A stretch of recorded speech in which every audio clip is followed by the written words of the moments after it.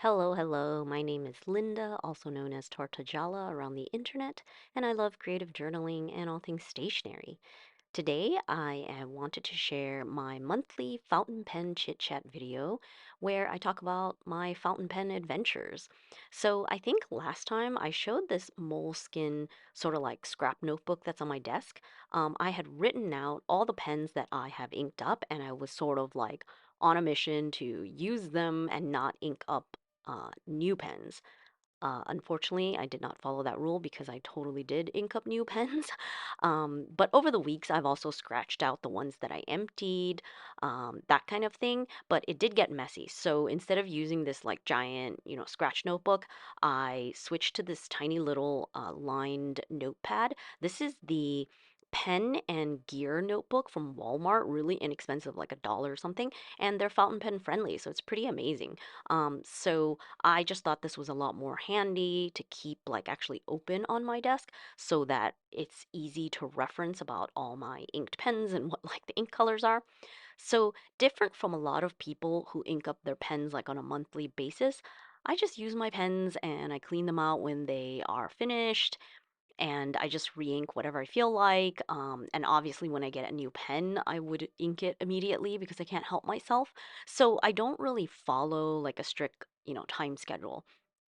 I really do use my pens until the ink is like completely gone. Because, even when there's no ink in the converter or cartridge or like that you can see in like an ink window or something, usually you still have like almost a page of writing because there's ink in the feed of the pen. So, yeah, I just, keep going until it literally doesn't write anymore. Then I will go clean out the pen and then put it aside to dry and then use a different pen. So I'm just sort of like organically, I guess, going with the flow of the pens and just letting myself play around. But I do realize that the more pens I have inked up, of course, the longer it's going to take to like finish any one pen. But it's probably because I like switching pens and colors and things. The most, I guess, intensive writing that I do are really morning pages, like brain dump kind of stuff. So I do use a lot of ink on that as compared to like planning or journaling or other kinds of documentation. Um, but the good thing is that it doesn't matter really what color like I use. I'm not trying to match anything. All of those morning pages are going to get thrown away anyways.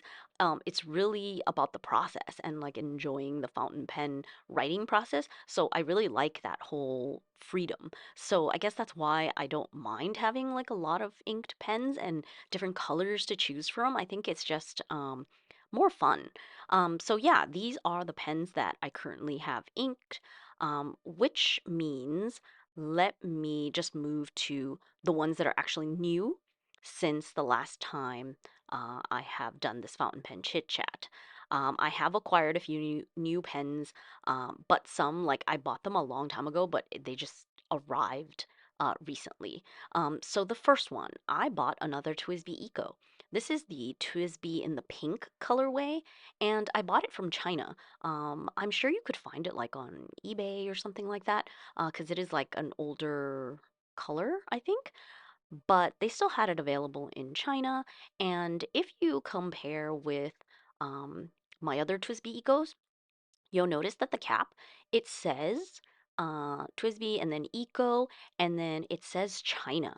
Instead, every other TWSBI Eco that I have, it says Taiwan. And I don't know if there's actually a difference in like the pen itself or if it's just sort of like a branding kind of thing because obviously one is sold in China, and the one that says Taiwan is sold sort of like everywhere else. I don't know, it might have to do something with like the Chinese market because if you didn't know, like the political situation, China doesn't really acknowledge Taiwan as an independent country.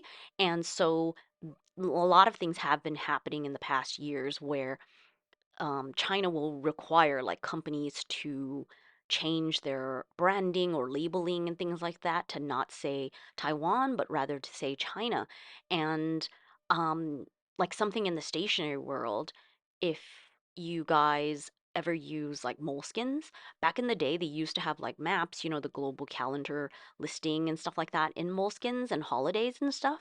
And Taiwan used to be listed, but years back, I think they had to change it and it said like Taiwan and province of China in like parentheses. And I think in 2022, I think they deleted Taiwan altogether. I think that it's one of those things where they're like, if you don't change this, you're not going to get to like sell in China. So obviously companies, comply, right? So when it comes to these fountain pens, I don't know if there's actually a difference in the pen itself. Maybe it's just in the branding because of these, political issues. But I just really wanted this color. So I bought this pen from China, and right now it is inked up from Pilot. It's inked up with Pilot Iroshizuku Kosumosu. So I think it's a perfect match. Like, super, super happy with this new edition. And as usual, it was like writing right out of the box without issues. Um, Happy with this. This is a fine, by the way. So right now I have like a TWSBI Eco, an extra fine and fine, in medium, in broad, and 1.1 stub. So I guess I have like the whole gamut already, but at the same time, I still want another TWSBI Eco because just recently they announced that they released the Carrara one, which is actually in reference to a town in Italy where like the marble quarries are, and the pen, it really does look like those marble quarries. Like when you drive on one of the freeways, you can literally see like the blocks being cut out of the mountain.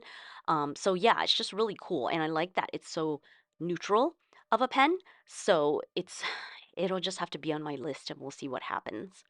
But yeah, that's my new TWSBI Eco. Next, I got a new pen from Fine Writing International. This is called the Pencket. It's a combination of the word pen and pocket, so like Pencket, because it is a pocket pen. And I know you're looking at this and you're probably thinking, hey, that looks like an Esterbrook niblet. What the heck? But I guess we should say that the Esterbrook niblet actually looks like this pen, the Fine Writing International Pencket, because it has existed for a long time. This model pen has been around for years. You could buy it from like Yoseka Stationery like years back. Right now, it's all obviously all sold out. It's not really in circulation anymore.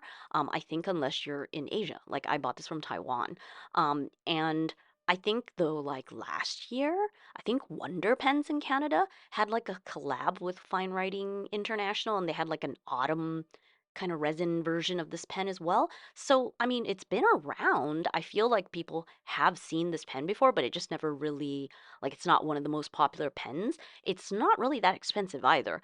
I would say it's like TWSBI Eco level. You know what I mean? It seems like that's sort of what it was positioned at in a sense. Um, and obviously, if you're in Taiwan or in maybe an Asian shop, it could might be cheaper even. I don't know, because all the prices are always different when it's like different currencies and being shipped in different places. But right now, you can definitely find it probably in Taiwan, in like Hong Kong, in online. There's the Wonderlust by TSL shop, and they have it listed there, but like with different colors like resins.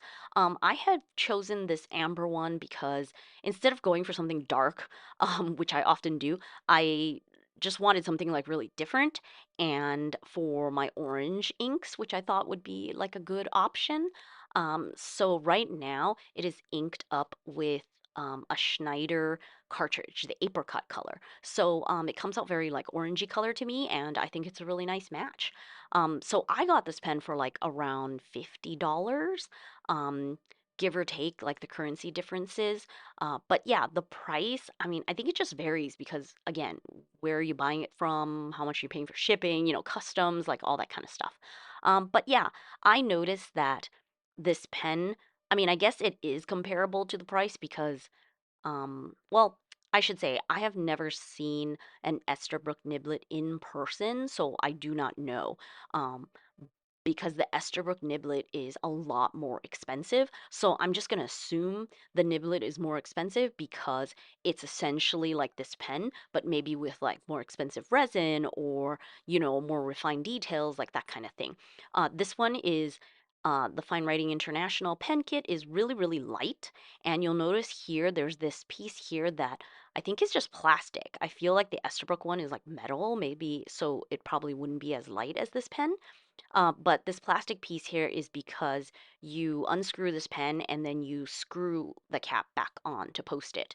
And in this like screw part here, this plasticky part, it seems like it's not, super refined. I feel like there's um, like a chipped part in there. Maybe I just got a bad one, but I also just feel like this pen, it's like that middle range, where like when you have a TWSBI Eco, it's definitely not like super cheap, like the way that a Platinum Preppy feels very like cheap plastic. This is definitely like a little nicer, but it's not, like a Leonardo, if that makes sense. So I feel like to me, I feel like this pocket pens is sort of like my TWSBI Ecos. I don't know if that's a good judgment, but that is what I, you know, um place it in when it comes to like the pens that I have. But what I like about this pocket pen, besides like the colorway, something different, and obviously very autumn feely for like the season, but it has a size 6 nib, just like the Esterbrook niblet. So it means that having a standard size 6 nib means that you can swap it out with many different other nibs that are compatible because it's sort of like size 6 nib, like it sort of is like that in the middle standard that a lot of pens have. So it's really nice that you can like, swap and do your own thing. But yeah, just a new thing to play with. And I do like pocket options just to explore and see how I feel about it. I know that like Kaweco Sport pens, they're sort of like the more affordable pocket pen, right? But I always find their nibs to be like hit or miss. I don't love them. I feel like there's always something that could be, worked on. Yeah, so this one I inked it up. It worked straight out, no issues. So I'm just going to keep playing with this and, see how I like it over time. So this is the Fine Writing International pen kit. Now, finally, I also got this really pretty pink Sailor Fude pen. You probably have seen this around. You can get it on Amazon. You can get it on, many other stationery shops. This is the one that's labeled 40 degrees. They also have another one that's like 55 degrees. But this Sailor Fude pen, it's like 20 bucks or something. I really, really like it. It's funny because I just sort of got it on a whim. I wasn't really sure, but I was like, let me try like the Sailor. I've used Fude pens before, a variety of different ones, but they're mostly all like Chinese fountain pen options out there, and they're usually pretty small, even if they're like Fude, because like how much of the tip of the nib is actually bent, you know what I mean? So this one I just find really easy to use, even though it gives me such like a big, thick, juicy line. I find like the Pilot Parallel and like other calligraphy type nibs, like 1.8, 1.5, to be so much more challenging to use. Whereas this, it's like it doesn't seem to be an issue to me. And I mean, I can just write using my regular handwriting and it still is pretty cool. So I don't know what the difference is, but somehow this is just better. And obviously on like junky moleskin paper, it gets a little rough like to write with like any fountain pen, like it's not super smooth. If you're on, TRP, it's going to be super smooth and, really easy to use even more so. Yeah, so this is my new little giant Sailor Fude pen nib to play with. And yeah, just really accessible and affordable if you want to play with like a really fat nib and like the Fude nib. I think it's just really great to create like dramatic, giant bold heading, if that's something that you want to do in your journaling. So those are all of the new acquisitions, and I think I did like re-ink some of other pens and but nothing new really to report. I'm enjoying all of my pens like pretty much equally. There isn't really like anything extraordinary to comment about. Um, and I think more than anything, I almost wish like I wrote more because I want to use my pens more and like experience them more, if that makes sense. Because, the more you write with a pen, just the more like little things you're going to notice. So really, it just takes time. So yeah, I'm just gonna keep on using my pens, enjoying and inking up what I want to ink as I use up the different pens. So next topic, I wanted to jump into the whole Leonardo Officina Italiana. Oh my God, I should know how to pronounce this. But anyways, the Leonardo pens, AI sort of drama that happened, a little fountain pen thing to share.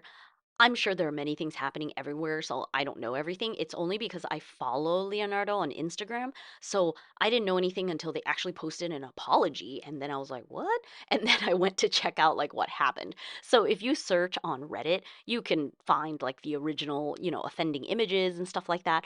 But basically, it's obvious that Leonardo used AI generated images and people did not like that.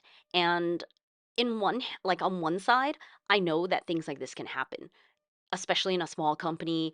You might have like a graphic designer that is also the webmaster that is like trying to do a bunch of things at the same time, and maybe they published a page because they just used, some image that they found. Um, I mean, it could even be a licensed image. You're not really sure. Like the things nowadays, there's so much stuff out there. It's pretty crazy. But of course, for like fountain pen people like us, you look at the image and you're like, duh, it doesn't make any sense. Like, no, artist would draw that unless they don't know like anatomy of a human. So, yeah, it's a little crazy. And I'm certainly against like AI generated images. I mean, I understand that companies are trying to, cut corners. They're trying to be economical. Sometimes it's like a money thing, sometimes it's a time thing. But I feel like if you can't afford to hire someone to do something original, just go the normal route that has always been in existence, for a very long time, which is using royalty free images and illustrations. Like you can pay for it and you can use licensed imagery like that has been done and that is being done like all the time, when it comes to creating, web pages, print materials, all kinds of companies and things like that. They can't all commission, something specific, although you would think that if you're a maker of pens, you probably like should make it a point, like tell your photographer when they do product images to also do a lot of like B-roll, type of images and stuff like that so that you have your personal library of like imagery to go after. But again, easy to say after the fact, right? But the reason why I wanted to bring this up is not because I want to point out Leonardo or like, do anything. Like I'm not trying to call them out specifically because I'm sure like other companies have done this possibly. We might not even know because sometimes it's easy to pick out like the AI generated stuff, but sometimes it's not. Like it goes both ways. And I know this happens in stationery as well. Like when you buy those like pretty girl image stickers and the things that look sort of like watercolory but not, a lot of times they are AI generated, but like there's no way to really like verify. Like the only way that you can know that something is created by an artist is when the people selling it, they actually say like, hey, this is a collab with XYZ artist, or you're buying from an artist directly, right? So all that to say, the reason why I wanted to mention it is because people found out about this. They obviously complained to Leonardo. It was like on Reddit, and then people brought up like they've done this before because there was like a previous like product packaging with drone goals that also had like AI imagery. So my point is to say that I think it's good that people call them out for it. Because we need to voice our opinions. Like it seems like all too often we're like doing our thing, and sometimes you just like brush off, like you don't know all these things that are happening around you, and then they're gonna creep up on you. Instead, you actually do have to pay attention, and you actually do have to keep like these companies, these people like in check. You know what I mean? Um, in fountain pens, but really generally in life, right? It's important to call people out. And I don't mean to like harass them, but I mean to state your opinion so that you let the companies know, like, where do you stand? What will you accept or not accept? I think it's actually a good thing because we are laying out the boundary, right? Like, I'm definitely for it so that the companies know like, hey, yeah, you can try to cut corners and use all this AI imagery, but you're gonna lose customers. You know what I mean? You're gonna lose. I mean, ultimately, that's the thing that's gonna affect them, right? If they think that it's gonna affect their bottom line. So, yeah, I just think it's good that there is community. Um, I don't want to say outrage, like community, like feedback. You know what I mean? Like you should be going out there and voicing your opinion and letting the companies know. I think it's an important thing for all of us to do, so that we like lay out those boundaries, I guess. So that's what I wanted to say about that.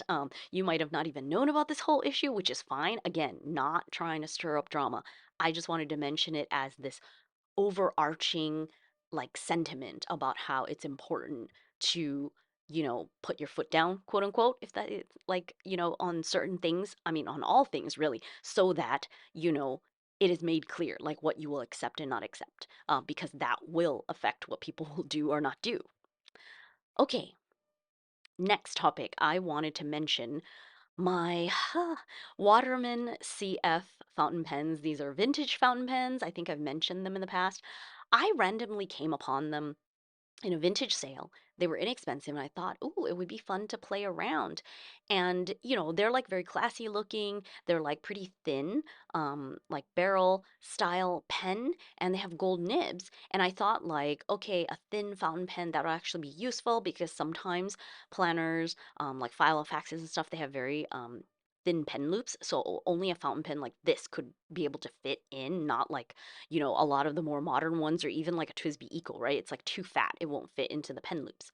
Um, Unfortunately, when I bought these pens, there was only one cartridge and it got split in half. So it was leaking ink, so I couldn't use that cartridge anymore. And so in the end, it was just like a problem to begin with. There are many tutorials on how to like make your own cartridge. I did try. I bought Aurora cartridges. I flipped it the other way around. I tried to like cut off half of it and use like this whole balloon rubber thing. The point is, I tried.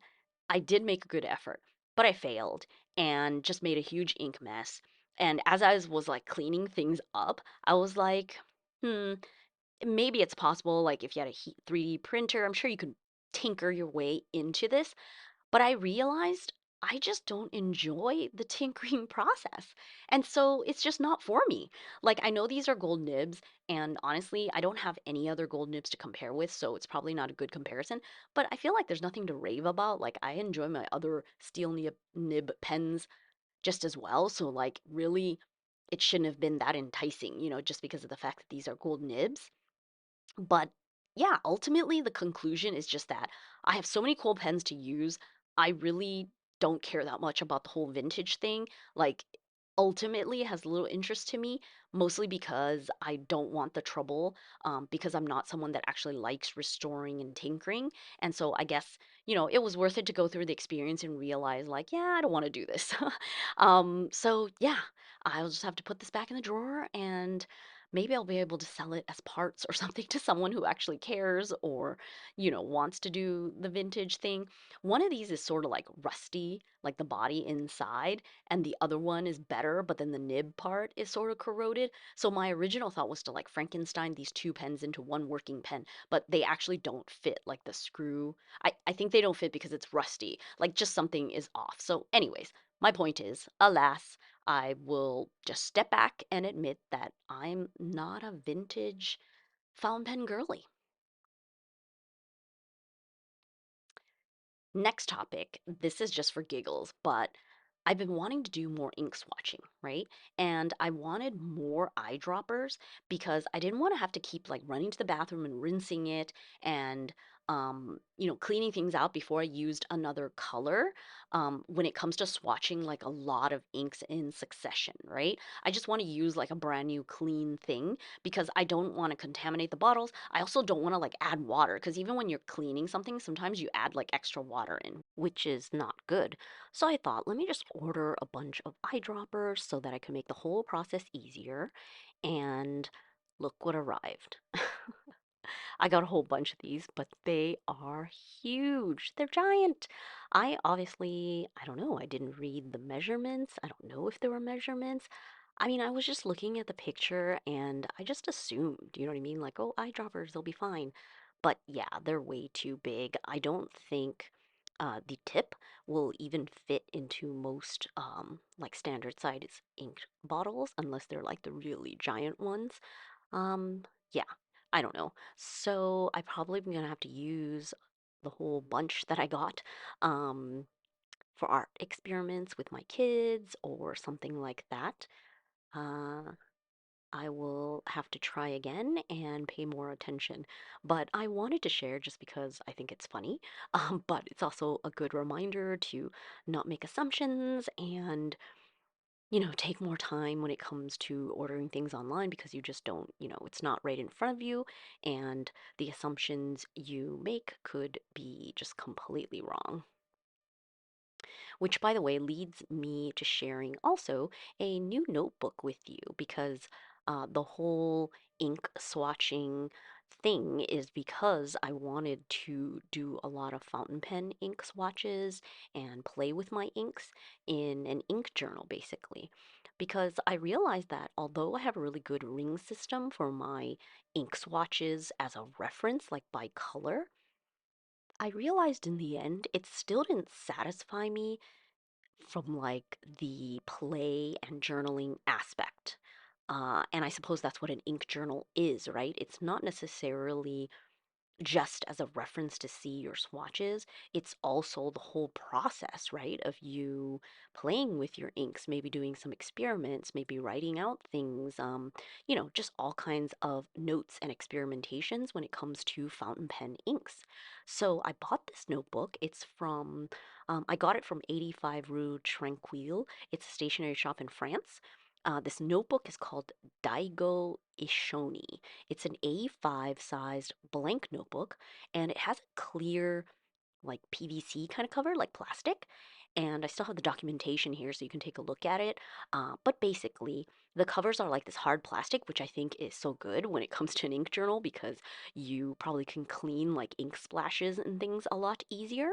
And this notebook is sewn bound though, so that it opens up completely flat and it has cream paper.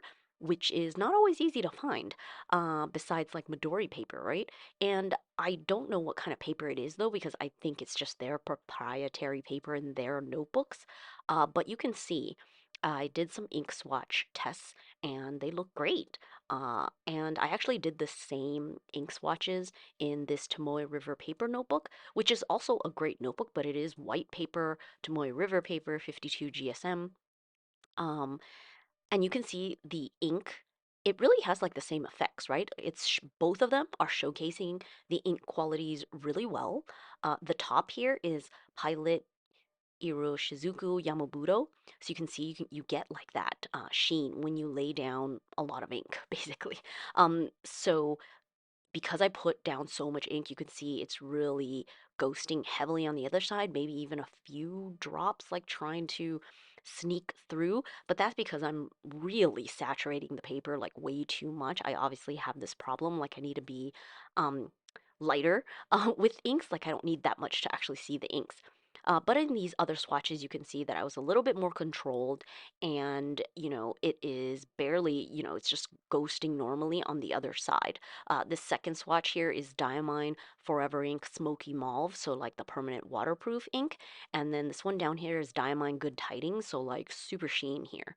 And this notebook, this Daigo Isshoni notebook, it definitely is a thicker paper. It's not 52 GSM, it's more.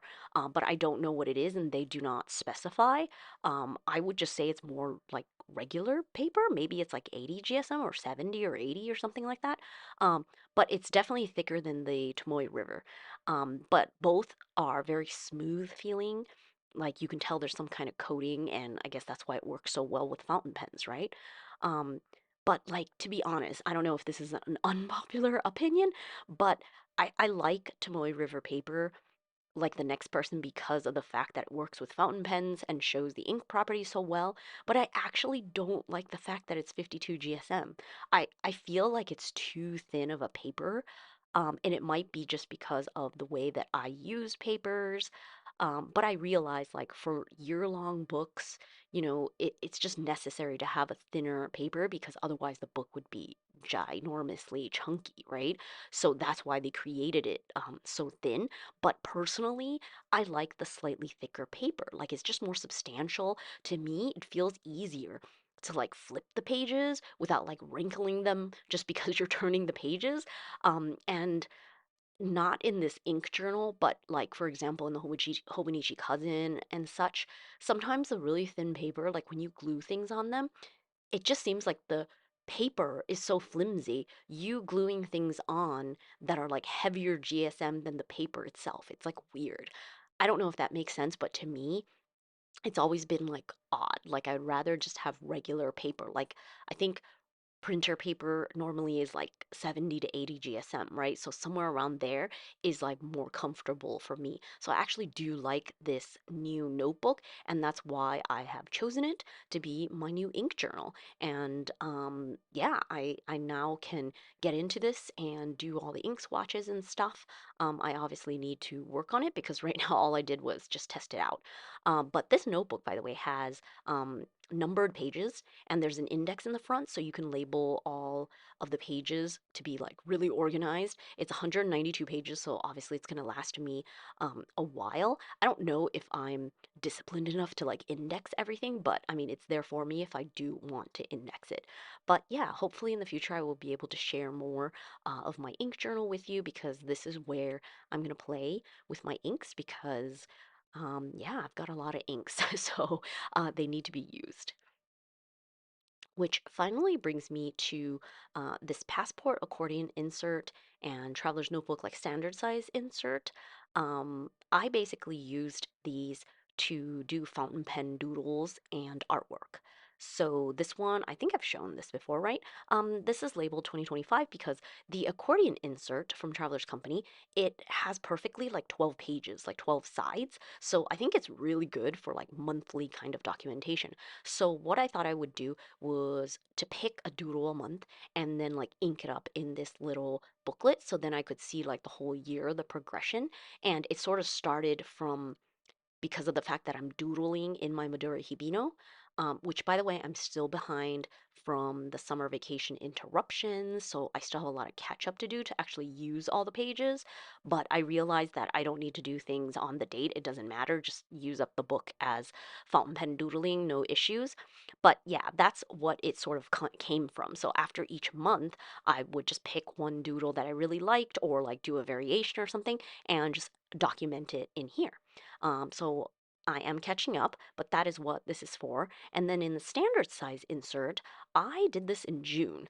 I just started doodling at the bottom of the pages and then inking them up with different like fountain pens I had lying around, just like literally just playing around. Um, this was before leaving for summer vacation, right? So in June, but it has sort of sat around and been unfinished. I might have inked a couple at the end because I draw with pencil first and then I ink it up. But my thought was that I would have doodles on the bottom parts mostly because I usually don't like journaling at the very bottom of the page. It's like really awkward to write. Um, and as I was inking up these drawings, I did try like using water to spread some of the ink or tried coloring in some other areas, like just playing with my fountain pens and inking. I know a lot of people do like amazing art out there, so I'm like a total beginner. But yeah, it was definitely something I wanted to try. So I don't actually have a use, or I don't know what I'm gonna do in this insert. Like, what am I actually documenting? But I just wanted to draw some things, so I let myself create. So we'll see what happens with this. Obviously, this insert has a lot of pages, so it's there's still like almost half of the insert still left to doodle on if I'm going to keep doodling at the bottoms, and obviously the entire insert to fill in because I'm not really sure what I'm journaling about. I don't know, maybe I can journal about inking stuff, like using fountain pen. I don't know. No, I mean, if I'm going to have an ink journal, it makes more sense that all the inky reflections and stuff like that would be in that journal, but um yeah, this is me like over analyzing, thinking that I need to be very specific with like a journal or an insert and how I'm supposed to use it when really there are no rules and it doesn't really matter, right? But yeah. that's the thought. That's, all the things that I have going on right now. So yeah, that's it. That's all I have for you for this month of my fountain pen chit chat. Let me know down in the comments if you have any questions about anything in this video. I will be happy to elaborate or share whatever I can. A very big thank you for supporting me here on my YouTube channel. Hit the like button if you enjoyed this video, and be sure to subscribe if you want to see more stationery videos. I hope you have a very lovely day. Thank you for watching, and until next time, bye.